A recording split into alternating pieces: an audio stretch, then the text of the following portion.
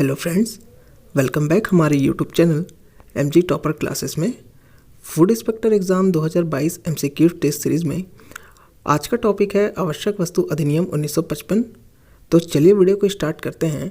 Video को start करने से पहले आप सभी से यह रिक्वेस्ट है, अगर वीडियो पसंद आए तो लाइक शेयर कमेंट करना ना भूलें, और अगर आप हमारे चैनल में नए हैं तो चैनल को सब्सक्राइब जरूर करें और साथ ही साथ बेल आइकन को भी प्रेस करना ना भूलें, ताकि जब हम अपनी नई वीडियो अपलोड करें तो उसका नोटिफिकेशन सबसे पहले आपको मिले। तो चलिए वीडियो को स्टार्ट करते हैं। क्वेश्चन नंबर 1 है, आवश्यक वस्तु की अनुसूची में 6 माह के बाद किसी आवश्यक वस्तु को बनाए रखने हेतु समय सीमा का अधिकार किसे है? ऑप्शन ए संसद को है, ऑप्शन बी राज्य विधानसभा को है, ऑप्शन सी केंद्रीय सरकार को है, ऑप्शन डी राज्य सरकार को है। इसका राइट आंसर होगा ऑप्शन सी, केंद्रीय सरकार को आवश्यक वस्तु की अनुसूची में 6 माह के बाद किसी आवश्यक वस्तु को बनाए रखने हेतु समय सीमा का अधिकार प्राप्त है। चलिए अगला क्वेश्चन देखते हैं। क्वेश्चन नंबर 2 है, आवश्यक वस्तु अधिनियम 1955 के संबंध में सही नहीं है। ऑप्शन ए केंद्र शासित प्रदेश में लागू नहीं है, ऑप्शन बी राष्ट्रीय राजधानी में लागू नहीं है, ऑप्शन सी जम्मू कश्मीर राज्य में लागू नहीं है, ऑप्शन डी उपरोक्त सभी। इसका राइट आंसर होगा ऑप्शन डी, उपरोक्त सभी। आवश्यक वस्तु अधिनियम 1955 सही नहीं है सभी ये तीनों ऑप्शन में। चलिए अगला क्वेश्चन देखते हैं। क्वेश्चन नंबर 3 है, आवश्यक वस्तु अधिनियम के द्वारा जनसाधारण के हित में कुछ आवश्यक वस्तुओं के व्यापार वाणिज्य में निम्नलिखित के लिए संदर्भ में नियंत्रण का प्रावधान है। ऑप्शन ए उत्पादन, ऑप्शन बी प्रदय, ऑप्शन सी वितरण, ऑप्शन डी उपरोक्त सभी। इसका राइट आंसर होगा ऑप्शन डी, उपरोक्त सभी इसका राइट आंसर होगा। चलिए अगला क्वेश्चन देखते हैं। क्वेश्चन नंबर 4 है, विशेष न्यायालय द्वारा विचारणीय अपराध कौन सी धारा में है? ऑप्शन ए धारा 13 में, ऑप्शन बी धारा 15 में, ऑप्शन सी धारा 12 का में, ऑप्शन डी धारा 18 में। इसका राइट आंसर होगा ऑप्शन सी, धारा 12 का में विशेष न्यायालय द्वारा विचारणीय अपराध जो इस धारा में दिया गया है। चलिए अगला क्वेश्चन देखते हैं। क्वेश्चन नंबर 5 है, सक्षम न्यायालय किसी सिद्ध दोष कंपनी के नाम, कारोबार के स्थान आदि प्रकाशित कर सकती है। ऑप्शन ए सुनवाई के पश्चात, ऑप्शन बी सक्षम न्यायालय को यह अधिकार नहीं है, ऑप्शन सी अपील की अवधि समाप्ति के पश्चात, ऑप्शन डी इनमें से कोई नहीं। इसका राइट आंसर होगा ऑप्शन सी, अपील की अवधि के समाप्ति के पश्चात सक्षम न्यायालय किसी सिद्ध दोष कंपनी के नाम, कारोबार के स्थान आदि प्रकाशित कर सकती है। चलिए अगला क्वेश्चन देखते हैं। क्वेश्चन नंबर 6 है, अधिहरण की कार्यवाही के लंबित रहने के समय आपराधिक न्यायालय को अधिग्रहित संपत्ति छोड़ने की अधिकारिता है। यह कथन ऑप्शन ए असत्य है, ऑप्शन बी सत्य है, ऑप्शन सी दोनों है, ऑप्शन डी उपरोक्त में से कोई नहीं। इसका राइट आंसर होगा ऑप्शन बी सत्य है। चलिए अगला क्वेश्चन देखते हैं। क्वेश्चन नंबर 7 है, जुर्माने की राशि एवं उसके प्रावधानों का उल्लेख इस अधिनियम की किस धारा में किया गया है? ऑप्शन ए धारा 14, ऑप्शन बी धारा 13, ऑप्शन सी धारा 15, ऑप्शन डी धारा 12। इसका राइट आंसर होगा ऑप्शन डी, धारा 12 में यह प्रावधान दिया गया है। चलिए अगला क्वेश्चन देखते हैं। क्वेश्चन नंबर 8 है, मान्यता प्राप्त उपभोक्ता संगम में क्या आशय है? ऑप्शन ए कंपनी अधिनियम 1956 में पंजीकृत, ऑप्शन बी गठित सरकारी समिति, ऑप्शन सी मर्यादित सरकारी संघ, ऑप्शन डी लोगों का समागम। इसका राइट आंसर होगा ऑप्शन ए, कंपनी अधिनियम 1956 में पंजीकृत मान्यता प्राप्त उपभोक्ता संगम से आशय है। चलिए अगला क्वेश्चन देखते हैं। क्वेश्चन नंबर 9 है, न्यायालय अपराधों का संज्ञान करता है। ऑप्शन ए लोक सेवकों द्वारा लिखित रिपोर्ट के आधार पर, ऑप्शन बी किसी संस्था के मौखिक रिपोर्ट के आधार पर, ऑप्शन सी मीडिया की रिपोर्ट के आधार पर, ऑप्शन डी सूचना के अधिकार पर।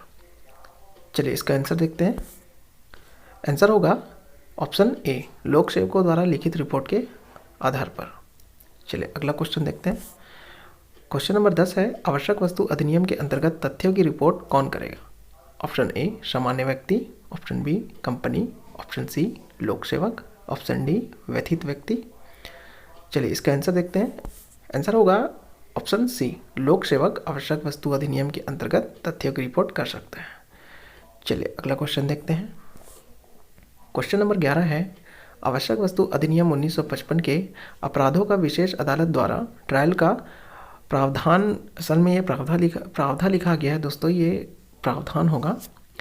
ट्रायल का प्रावधान किस में दिया गया है? ऑप्शन ए धारा 12 का, ऑप्शन बी धारा 11 में, ऑप्शन सी धारा 12 में, ऑप्शन डी धारा 10 में। इसका राइट आंसर होगा ऑप्शन सी धारा 12 में आवश्यक वस्तु के अधिनियम 1955 अपराधों का विशेष अदालत द्वारा ट्रायल का प्रावधान दिया गया है। चलिए अगला क्वेश्चन देखते हैं। क्वेश्चन नंबर 12 है, कौन सा व्यक्ति आवश्यक वस्तु अधिनियम 1955 की धारा 3 के तहत पारित आदेश का उल्लंघन किया माना जाएगा? ऑप्शन ए वह जो आदेश का उल्लंघन करता है, ऑप्शन बी वह जो उल्लंघन करने का दुष्प्रेरण करता है, ऑप्शन सी ए तथा बी दोनों, ऑप्शन डी ग्रुप में से कोई नहीं। इसका राइट आंसर होगा ऑप्शन सी ए तथा बी दोनों, वह जो आदेश का उल्लंघन करता है और वह जो उल्लंघन करने का दुष्प्रेरण करता है, दोनों होगा। चलिए अगला क्वेश्चन देखते हैं। क्वेश्चन नंबर 13 है, आवश्यक वस्तु अधिनियम 1955 के किस धारा में आवश्यक वस्तु के उत्पादन, प्रदाय, वितरण के नियंत्रण के अधिकार का उल्लेख है? ऑप्शन ए धारा 3, ऑप्शन बी धारा 5, ऑप्शन सी धारा 7, ऑप्शन डी धारा 8। इसका राइट आंसर होगा ऑप्शन ए धारा 3 में उत्पादन, प्रदाय, वितरण के नियंत्रण का अधिकार दिया गया है। चलिए अगला क्वेश्चन देखते हैं। क्वेश्चन नंबर 14 है, आवश्यक वस्तु अधिनियम 1955 द्वारा निर्दिष्ट की गई विधि है? ऑप्शन ए आवश्यक वस्तु अध्यादेश 1955, ऑप्शन बी किसी राज्य में प्रवृत्त ऐसी कोई अन्य विधि जो किसी आवश्यक वस्तु का उत्पादन, प्रदाय, वितरण को नियंत्रित करती है, ऑप्शन सी उपरोक्त दोनों सही है, ऑप्शन डी उपरोक्त दोनों गलत है।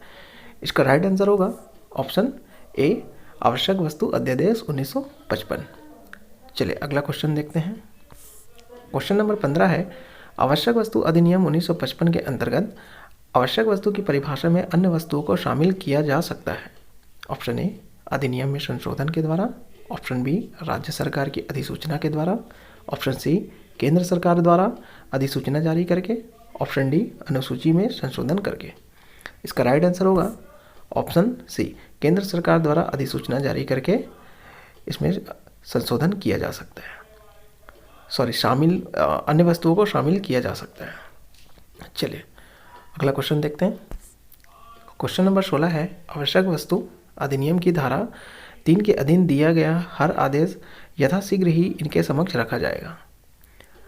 ऑप्शन ए संसद, ऑप्शन बी उच्च न्यायालय के समक्ष, ऑप्शन सी प्राधिकरण, ऑप्शन डी या सभी।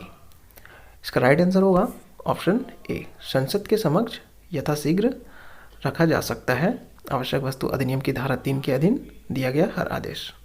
चलिए अगला क्वेश्चन देखते हैं।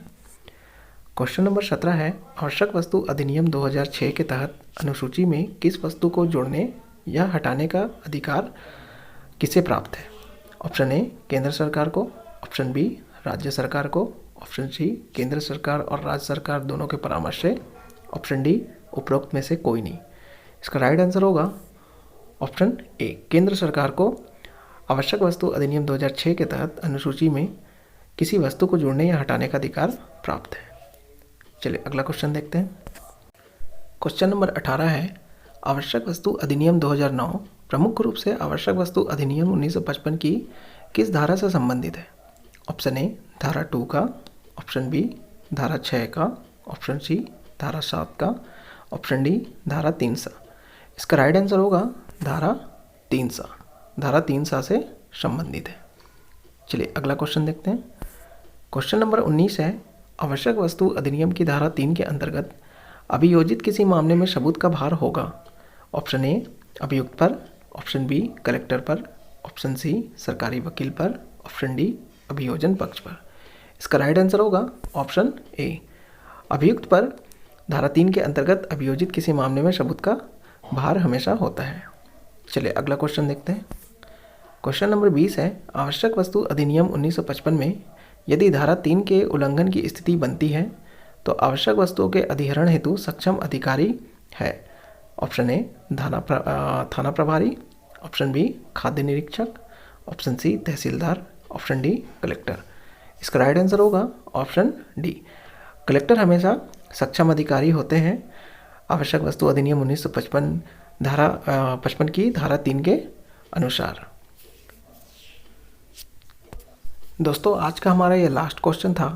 अगर आपको मुझसे कुछ कहना है तो नीचे कमेंट बॉक्स में कमेंट करके ज़रूर बताइएगा। तो चलिए मिलते हैं अपनी अगली वीडियो में। धन्यवाद।